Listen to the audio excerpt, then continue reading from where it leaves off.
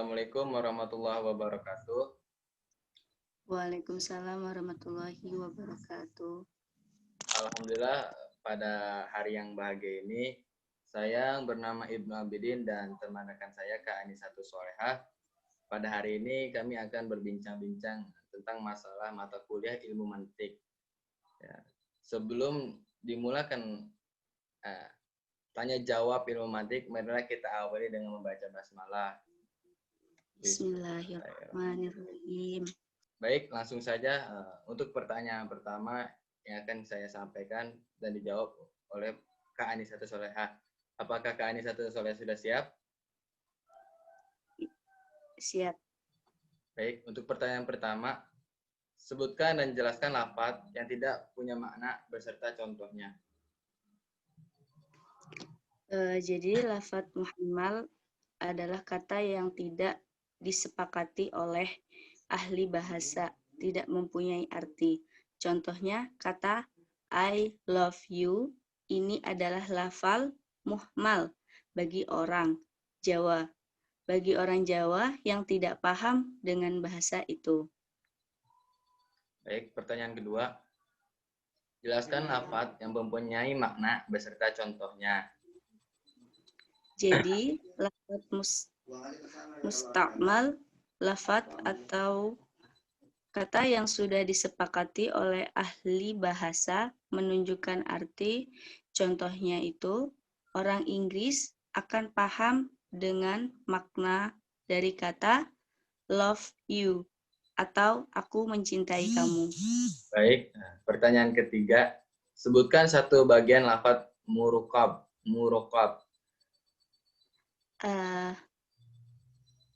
Ada satu bagian atau jenis dalam lafaz murokab, yaitu lafaz mu'rad adalah lawan dari kata murokab. Artinya, sebagian dari kata itu menunjukkan bagian dari makna itu sendiri. Contohnya, kata motor, maknanya adalah transportasi. Maknanya tidak mempunyai makna sendiri, dan kata tor tidak juga menunjukkan arti sendiri. Baik, pertanyaan keempat. Lafaz mufrad dibagi menjadi dua. Ya, sebutkan dan tolong jelaskan dari mufrad tersebut. Jadi yang pertama itu ada lafaz mufrad juz'i. Adalah lafaz mufrad yang tidak mungkin mencakup beberapa unit. Misalnya seperti kata muzaki atau nama salah satu mahasiswa usulidin. Ini tidak bisa diartikan unit lain kecuali muzaki itu sendiri. Nah, hal ini terbukti ketika ada salah satu mahasiswa atau muzaki atau teman muzaki menyuruh temannya Alex untuk memanggilkan muzaki ke dalam kelas. Lex, panggilkan muzaki dan ajak dia ke sini. Kemudian Alex masuk ke dalam kelas tidak bersama muzaki, melainkan membawa HP-nya muzaki. Padahal keduanya sama-sama kenal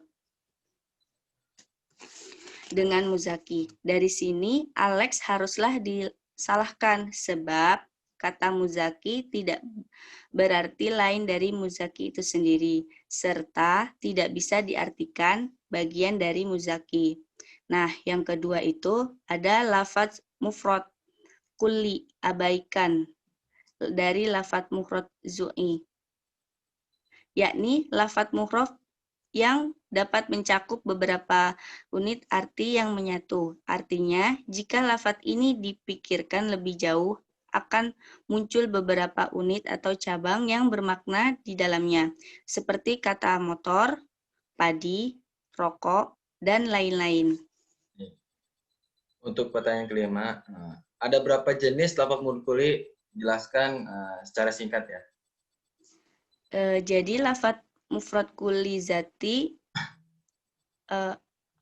sebenarnya di sini tuh ada beberapa lafaz mufrad. Ada lafaz mufrad kulli zati, ada lafaz mufrad kulli ardili, dan lafaz mufrad kulli wasitoh. Nah, untuk lafadz mufrad kulli zati itu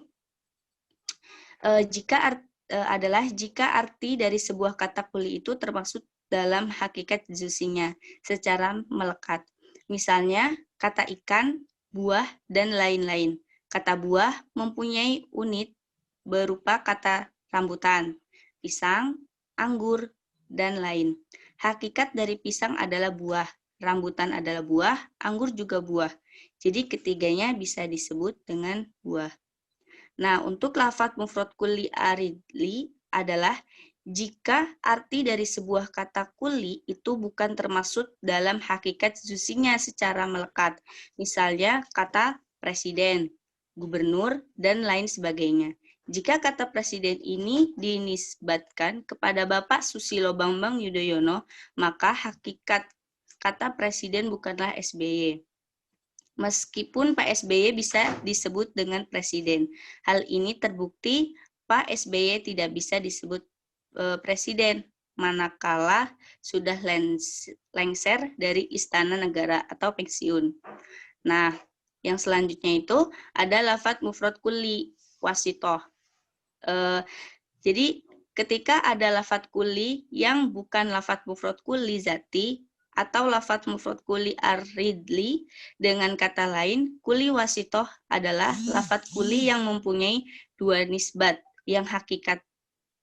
Misalnya, kata manusia ini mempunyai dua hakikat, yakni manusia sebagai hewan atau hayawaniyah dan manusia makhluk yang berakal atau nadhikiyah. Baik, pertanyaan ke-6, bagaimana definisi kulli jins dan contohnya? Kulli jins adalah lafadz kulli yang mempunyai beberapa jenis hakikat yang berbeda. Dan ketika terdapat persamaan, kulli itu patut digunakan sebagai jawaban dari sebuah pertanyaan. Misalnya kata kendaraan. Dengan kata ini, kita bisa menyebutkan beberapa unit dari kendaraan itu sendiri, yakni mobil, motor oplet, dan lain sebagainya. Sebab mobil pada hakikatnya adalah sebuah kendaraan. Motor dan oplet juga sebuah kendaraan. Pertanyaan nomor 7. Ada berapa jenis kulli jins sih?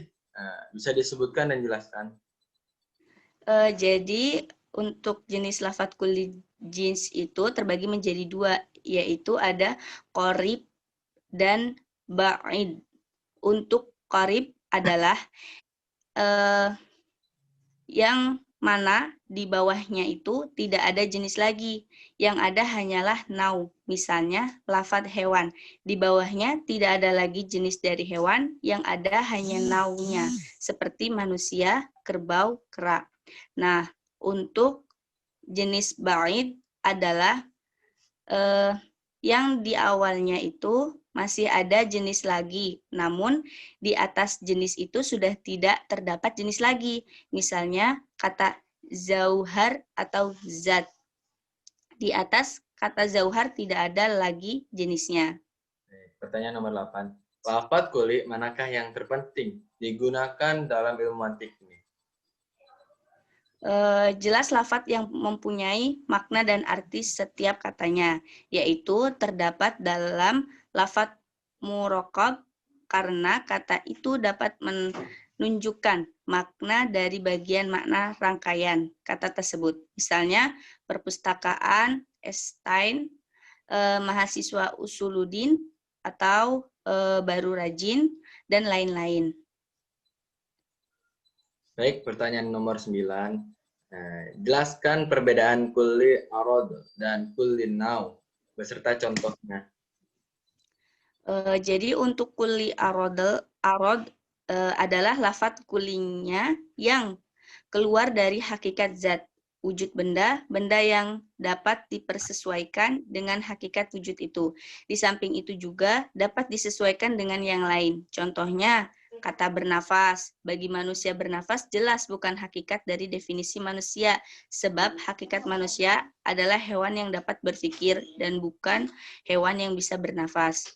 Nah, untuk kuli nau adalah kuli yang mempunyai beberapa hakikat yang sama dan patut dipakai sebuah jawaban dari pertanyaan perihal benda itu sendiri.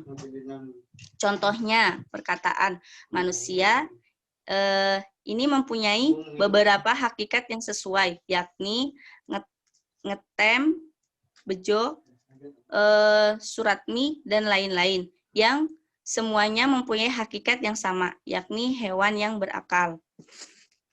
Baik. Pertanyaan nomor 10.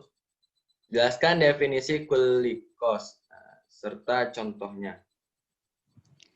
Jadi untuk kuli khos itu adalah lafadz kuli yang di luar zat, akan tetapi tertentu atau khusus dari zat itu sendiri.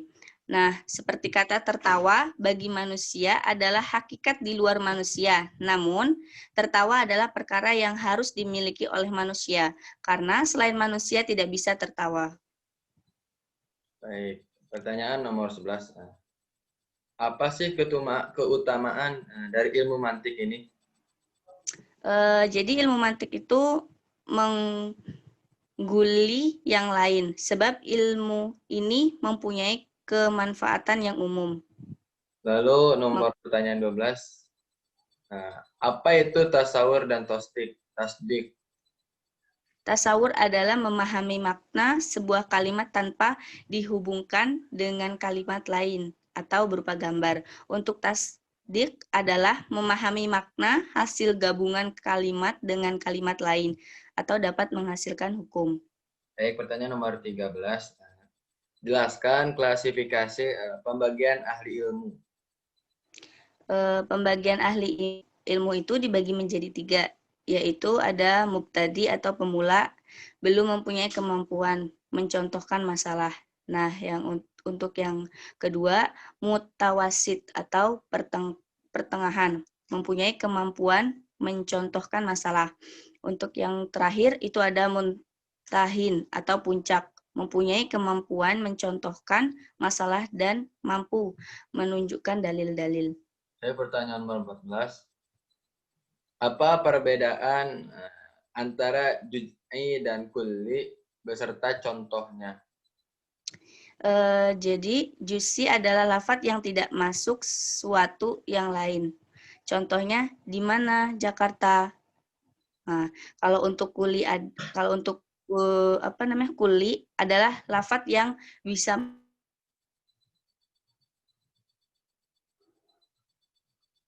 yang lain. Contohnya manusia.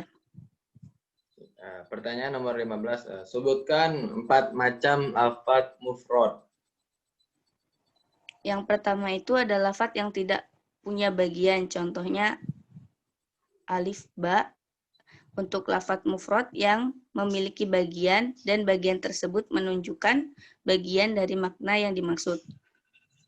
Terus ada lafadz mufrad yang memiliki bagian dan bagian tersebut tidak menunjukkan makna yang dimaksud. Dan ada juga yang terakhir ini lafadz mufrad yang memiliki bagian dan bagian tersebut menunjukkan makna, akan tetapi makna yang ditunjukkan bukan sebagai makna yang dimaksud dari lafadz tersebut. Oke, baik. Selanjutnya untuk Kak Anis dipersilakan. Oke, baik. Langsung pertanyaan yang pertama untuk Ibnu Abidin. Siap, aku sudah siap. Oke. Yang pertama itu, apa yang dimaksud takrif? Ya, jadi ta'rif itu pengenalan terhadap esensi utuh dari sesuatu. Yang kedua, apa fungsi dari takrif? Jadi bukan hanya pengertian saja, ta'rif ini pun memiliki fungsi. Fungsinya itu menjelaskan esensi sesuatu. Yang dengan penjelasan tersebut kita bisa membedakan sesuatu itu dengan sesuatu yang lain. Seperti itu. Yang ketiga, apa yang dimaksud dengan had? Jadi had ini adalah batasan. Oke, yang keempat, jelaskan secara harfiah dari pengertian ta'rif bil had. Jadi ta'rif bil had ini adalah definisi ini membatasi hakikat sesuatu Sehingga dengan adanya pembatasan tersebut, kita bisa membedakan sesuatu itu dengan sesuatu yang lain. Oke, selanjutnya nomor 5. Berilah satu contoh perumpamaan dari takrif bil had. Jadi contohnya itu misalnya ketika Anda membatasi halaman rumah Anda dengan tembok atau pagar misalnya, maka ketika itu Anda sedang berupaya untuk mencegah masuknya makhluk tertentu yang bisa mengganggu keamanan rumah Anda. Artinya tembok, pagar, dan sejenisnya itu digunakan sebagai penghalang bagi masuknya sesuatu yang tidak diinginkan.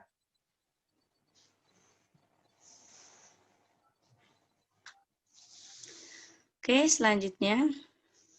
Kenapa suatu istilah itu harus diberi batasan? Nah, jadi batasan ini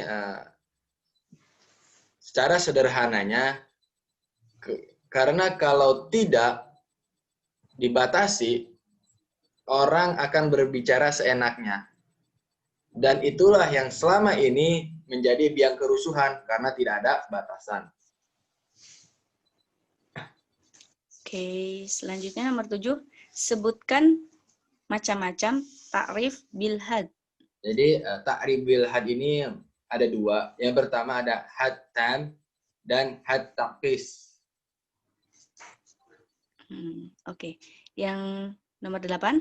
Apa pengertian dari tam? Jadi tam ini artinya itu sempurna. Yang ke-9. Apa pengertian atau definisi dari hatam? Jadi hatam ini adalah salah satu macam takrif yang pembatasannya itu bersifat sempurna. Oke, yang ke-10. Apa fungsi utama dari takrif? Jadi fungsi dari utama takrif ini adalah menyingkap esensi sesuatu yang dengan penyingkapan tersebut kita bisa membedakan sesuatu itu dengan sesuatu yang lain. Oke, selanjutnya nomor 11. Apa saja yang diperlukan untuk merangkai takrif hatam? Jadi untuk merangkai takrif hatam ini ada dua, yaitu ada jins qorib dan fals qorib. Nomor 12. Apa fungsi dari jins qorib? Jadi jins qorib ini adalah menjelaskan jenis sesuatu yang hendak didefinisikan. Oke, yang ke-13. Tolong berikan contoh dari jins qorib. Jadi contohnya itu seperti misalnya manusia yang definisikan sebagai hewan yang berpikir. Kata hewan dalam definisi tersebut adalah jins qorib. Seperti itu. Oke. Yang ke-14. Apa fungsi dari fas qorib? Jadi fungsi dari fals qorib ini adalah memberikan titik pembeda antara sesuatu itu dengan sesuatu yang lain yang masih berada dalam cakupan jin yang dekat itu. Tolong berikan contoh dari fas qorib ini. Jadi fals qorib ini adalah manusia yang definisikan sebagai hewan yang berpikir, maka kata berpikir disebut sebagai fasal qorib. Yang selanjutnya, nomor 16. Apa yang dimaksud dengan nakis?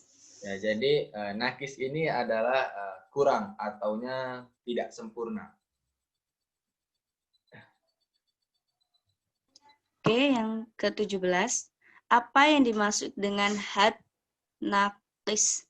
Jadi had nakis ini adalah salah satu macam takrif yang batasannya itu kurang sempurna. Seperti itu. Oke, selanjutnya yang ke-18. Apa saja sih yang perlu dibutuhkan dalam had nakis ini?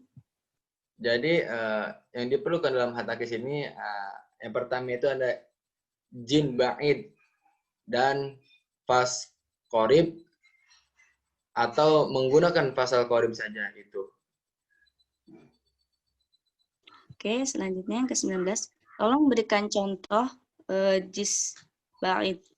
Jadi jins ba'id ini adalah manusia yang didefinisikan sebagai jism yang berpikir atau jismun naqih. Kata jim adalah jin ba'id karena di bawahnya masih ada jin yaitu jismun hai, jin yang hidup dan hayawan atau hewan. Oke, pertanyaan yang terakhir. Berilah contoh had nakis. Nah, jadi had nakis ini contohnya misalnya pocong. Karena kata pocong terletak di bawah satu kata yang lebih universal, yaitu hantu. Oke, sekian. Baik, terima kasih kepada Kak Anisatu Soleha pada hari ini yang telah berbincang-bincang tentang masalah mata kuliah ilmu mantik. Semoga kita bisa memahami. Dan terima kasih untuk para sahabat atau para kawan yang telah mensupport pada berbincang-bincang ini. Dan jangan lupa untuk menonton dan like dan komen. Terima kasih.